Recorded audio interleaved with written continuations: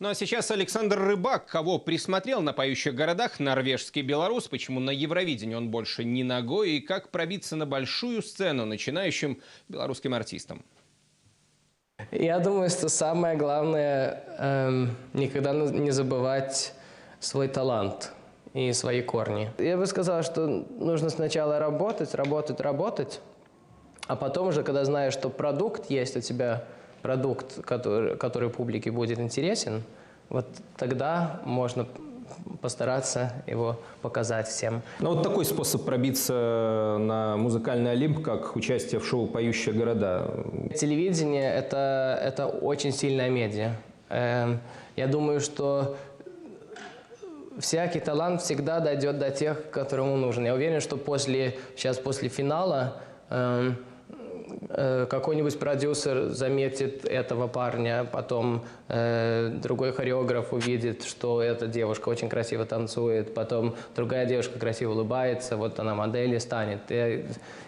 Мне так нравится думать, что всегда талант найдет правильных партнеров. По поводу формата. Вот сейчас в последние годы все больше и чаще споров вокруг конкурса Евровидения. Вот этот конкурс больше музыкальный или конкурс политический? Если проследить историю голосования, то, предположим, Кипр и Греция практически всегда друг другу ставят 12 баллов. Это показывает, что немного качественной музыки в Евровидении. И потому, если вот влюбляются в песню, так как Лорин, когда участвовала, там не только норвежцы, да, и финлянцы на нее голосовали, а вся Европа. Потому что тогда не думали, кто соседи, кто не соседи. Понравилась песня и все. А так, ну, голосуют, чтобы дружить. Мне повезло в том, что было в Москве. Все приняли меня как называется, он наш. Своего? Да. Так что я был чуть-чуть украинцем, чуть-чуть белорусом, азербайджанцем. И все равно все за Норвегию голосовали. А вот скажите новым артистам, белорусским артистам, которые только мечтают повторить ваш путь на Евровидение, вот какую песню или кого отправить на Евровидение? Потому что кого мы только не отправляли, и начинающих, и заслуженных, разве что только Александра Тихановича мы еще не отправляли на Евровидение, чтобы победить. Вот, может, действительно Пугачеву ведь отправляла Россия? Или, может, своих украинских бабушек поискать? Только не на английском, а на русском. Тиханович бы прекрасно всех бы покорил. Кого все-таки нам на Евровидение в следующем году отправлять? Новых людей, которые вы неизвестно. Никогда... Да. А может быть, кого-то из участников «Поющих городов»? Тоже можно. Я сейчас об этом не думаю, потому что сейчас я думаю о моей команде и о той песне, которую они поют. Но я бы наоборот, я бы приехал сюда вот в следующем году, в сентябре, по разным консерваториям поехал бы, нашел самую лучшую команду, которую я вижу, что они именно вместе хорошо споют, и у них вместе такая та же самая энергетика. И вот их бы послал на Евровидение, и песню написал. Но то, что нравится белорусской публике, не всегда нравится европейской публике. Вот, например, Алена Ланская победила на конкурсе «Славянский базар», но не заняла высокого места на Евровидении.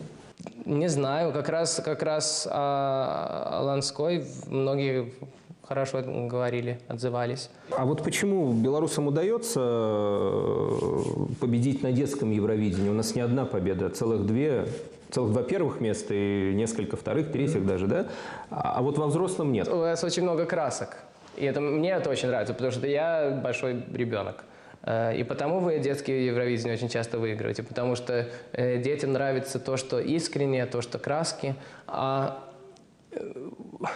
то, что и хорошо, и не очень хорошо в белорусском шоу-бизнесе, что вы по-прежнему, когда уже взрослеют артисты, так они по-прежнему все в красках, многие разные тоны. Все.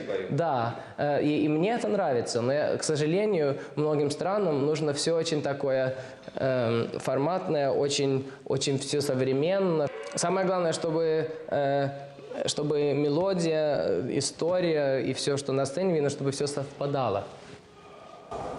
А вот здесь, на наших поющих городах, совпадает? Да, я уже видел много уже шоу. Беларусь очень поющая страна. Потому что музыка исходит из души, а Беларусь очень душевная страна.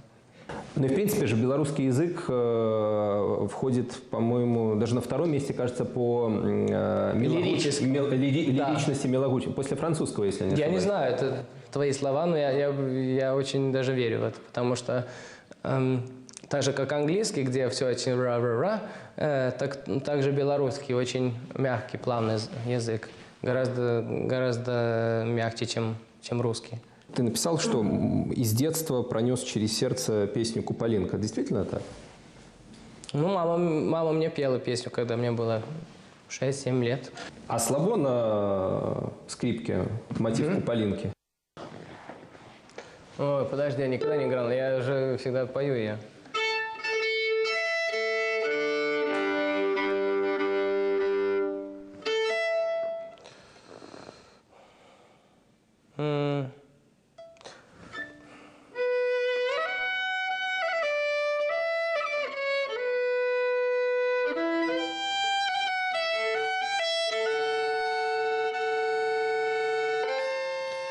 Это был Александр Рыбак и его «Куполинка». Ну а темная ночка, как поется в этой песне, уже наступает, и будет она ненастной. Ветер станет заметно сильнее. Первое утро последней осенней недели уже почти зимнее. Дождь, а местами мокрый снег, кое-где метель.